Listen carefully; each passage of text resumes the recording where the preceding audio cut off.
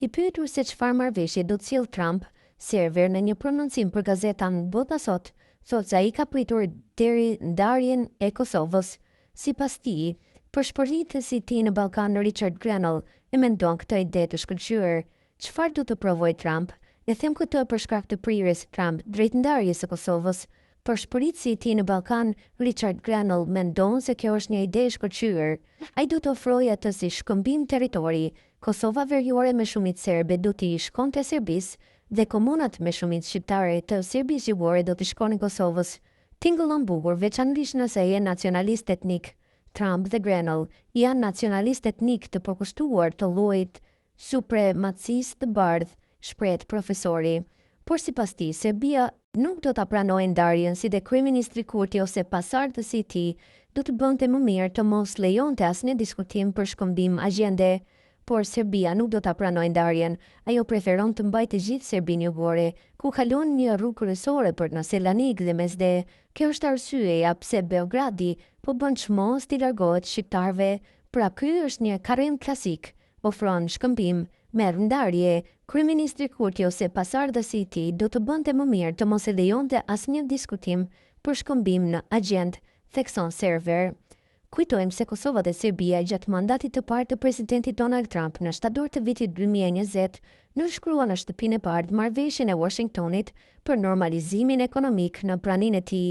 Kjo marrëveshje, e cila përfshinte edhe njohjen e pavarësisë së Kosovës nga Izraeli, nuk është zbatuar në tërësi. Profesori Server thotë se as Kosova dhe as Serbia nuk ka nevojë për ndihmë nga persona si Richard Grenell apo Donald Trump. Sipas tij, Prishtina dhe Beogradi e njohin njëri tjetrin mjaftueshëm mirë për të vazhduar me çështje teknike. Çfarë duhet të përpiqen të bëjnë Serbia dhe Kosova? As Serbia dhe as Kosova nuk ka nevojë për ndihmë nga persona si Richard Grenell apo Donald Trump. Dialogu në vitet e fundit ka synuar normalizimin e marrëdhënieve midis tyre pa njohje të ndërsjellët. Kjo ka dështuar i gjithë dialogu politik që nga viti 2013 ka prodhuar pak ose as pak. Dialogu teknik që i parapriu asaj përpjekje dhe që vazhdon mes të ulët ka prodhuar shumë tepër, ndërsa të gjithë e abuzonin në atë kohë një kod telefonik për Kosovën, njohja reciproke dokumenteve, zgjidhja e furnizimeve dhe pagesave me energji elektrike, kontrollet e integruara kufitare. Këto janë gjëra që bëjnë një ndryshim të vërtet për njerëzit e vërtet. Në këtë pikë, Beogradi dhe Prishtina e njohin njëri tjetrin mjaftueshëm mirë për të vazhduar me çështje teknike dhe në mungesë të ndërmjetësimit të BE-s. Nëse ekziston vullneti politik, ata duhet ta bëjnë këtë, nënvizoi profesori. Duke folur rreth çështjeve të BE-s, Server thotë se të dyja vendet kanë problemet e tyre me Bashkimin Evropian, që sipas tij është pranimi i Beogradit në BE dhe Kosova vuan nga sanksionet e pajustifikuara. Çështja e BE-s në të njëjtën kohë, Beogradi dhe Kosova kanë të dyja problemet e tyre me BE-n. Beogradi është i bllokuar në procesin e pranimit. Ai duhet të gjejë një zgjidhje me Brukselin se si të rifillojë. Kjo duhet të përfshijë sipërparësisht zbatimin e marrëveshjes dhe aneksit të saj të zbatimit që supozohet se është arritur në vitin 2023. Presidenti Vučić refuzoi ta nënshkruante, por BE-ja po i shkruan angazhimin në procesin e pranimit. Ai do të bënte mirë të zbatonte në heshtje. Kosova ende vuan sanksionet të pajustifikuara të BE-s për veprime që askush nuk i kujton vërtet, por ato ndihmuan në stabilizimin e situatës në veri dhe demonstruan profesionalizmin e forcave të sigurisë së Prishtinës përballë përpjekjeve të përbashkëta të destabilizimit të Beogradit. Brukseli ka filluar procesin e lehtësimit të sanksioneve, duhet të përfundojë sa më shpejt e të mundur, thekson Server. Tutje, ai thotë se një president i SBA-s duhet të mendojë shumë gjëra para se të shkojë në Ballkan, gjersa kritikon Trumpin për Romujën. Edhe një president i SBA-s plotësisht i kualifikuar do të kishte shumë gjëra për të menduar tani përpara se të shkonte në Ballkan. Një president i votuar, Trump, nuk mund të bëjë shumë më tepër se sa të marrë meritat për gjërat që nuk i ka bërë dhe të premtojë më shumë. Por ai po dështon kudo. Gaza, Irani, Ukraina dhe tregtia janë të gjitha një rëmuj. Mungesa e koherencës së tij nuk është e shëndetshme. Kujdes se çfarë dëshironi. Këshilla ime për ata që mendojnë se ka nevojë për ndihmën amerikane është kjo: mos kërkoni, merreni vetë, përfundon ndër të tjera Server. Në një intervistë, Charles Kupchan, Nga Këshilli për Marrëdhëniet me Jashtën në SBA u shpreh se deklarata e fundit e presidentit amerikan Donald Trump për Kosovën dhe Serbinë duhet parë në kontekstin e një lideri që po përpiqet të rikthejë vëmendjen e opinionit publik mbi rolin e tij si negociator i shkëlqyer. E në lidhje me këtë deklaratë të kupshën, ka folur opinionisti Ded Preqi. Ai në një prononcim për Bota Sot thotë se rikthimi i Trump në pushtet do të ndikojë në përshpejtim të një marrëveshjeje të mundshme mes Kosovës dhe Serbisë. Profesori amerikan nga Këshilli për Marrëdhëniet me Jashtën në SBA thotë se presidenti Donald Trump mund të rikthejë negociatat dhe përpjekjet të marrëveshjes në mes të Kosovës dhe Serbisë, por premtimet e tij për paqe në Ukrainë dhe në lindjen e mesme nuk shkuan ashtu siç kishte premtuar më herët, se me ardhjen e tij në pushtet do të ndodhen shumë shpejt paqja në këto vende.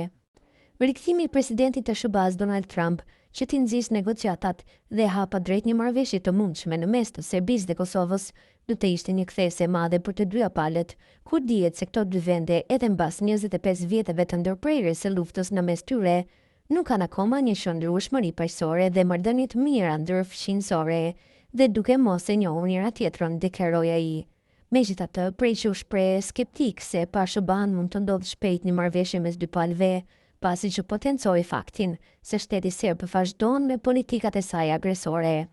Për këtë e vlerësoi si të domosdoshme përfshirjen e Trump dhe duhet patjetër t'i besojnë politikave të tij.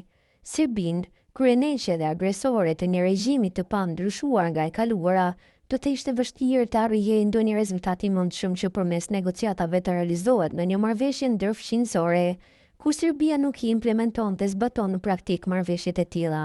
Siç e njohim këtë vend me iniciativat e kaluara dhe me ndërmjetësimin e BE-s.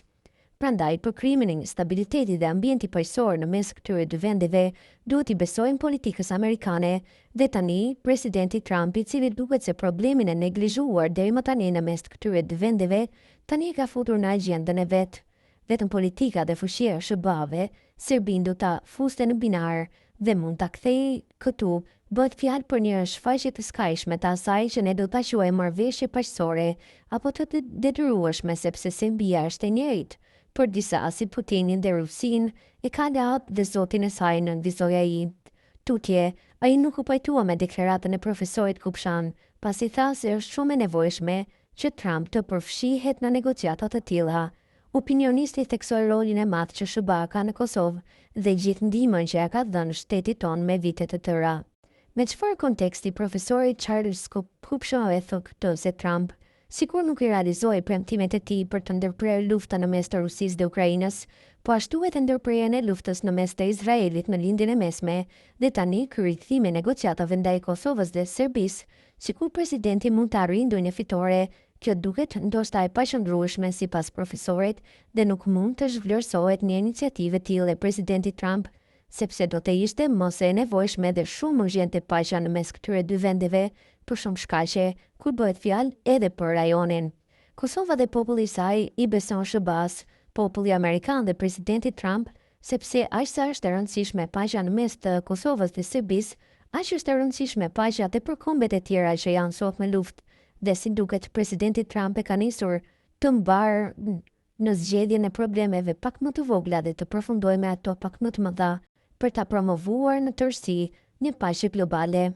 Me rikthimin e Trumpit për një dialog në mes të